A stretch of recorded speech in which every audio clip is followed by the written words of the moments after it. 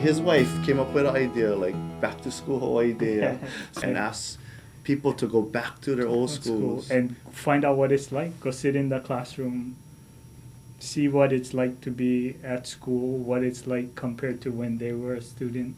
Can you be part of the solution rather than grumble about the issues? So charters was born out of all that kind of discussion. So we had no idea what charter schools were. You know. We did not at the time. We just started making this up because every Monday running around the Capitol, running 6 laps around the Capitol, talking to each other, kind of just hearing what other people were doing, and then we just literally kind of wrote this as we talk story with each other and the community.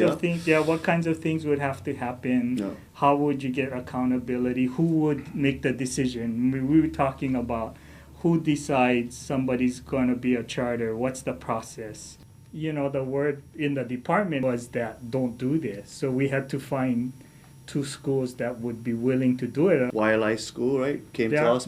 Right. And Lani Kai were the first 2 guys just jump in at the bit. Let's do this. As we went around the state, all the schools had a concern about how difficult it was to be innovative. Everybody was spending their time and energy on governance, on the politics of schools. So that's all we tried to do, was make the school the focal point of the system, and for people in the community of that school to take responsibility. It wasn't to make a private school. It's still a public school. It just changed the Board of Education to the school.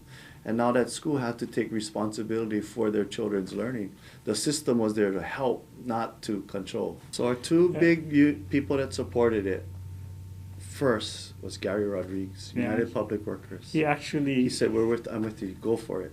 I agree. I remember meeting in the Senate Majority and we didn't Research think, Office. I We thought they were going to shut us down. I almost fell over when he said, okay, I support you guys. This is good for the kids, we agree.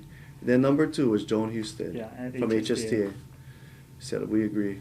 And I give them so much credit. And that's really the political support from the outside that counterbalanced when the Board of Education and DOE were fighting us.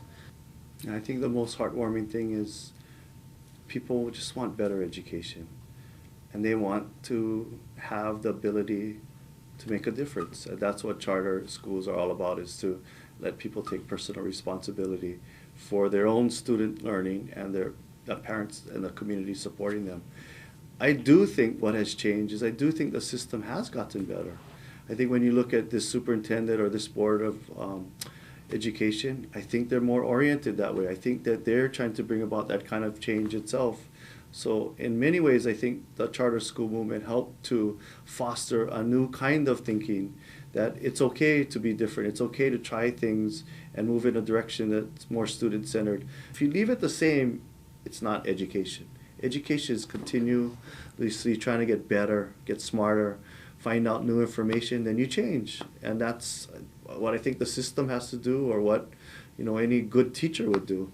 Fundamentally and most importantly, the whole notion of student-centered school or chartered school was really, giving the parent and teacher a say in how a school is constructed and how the learning occurs. We know that the world is changing faster than any bureaucracy can keep pace with.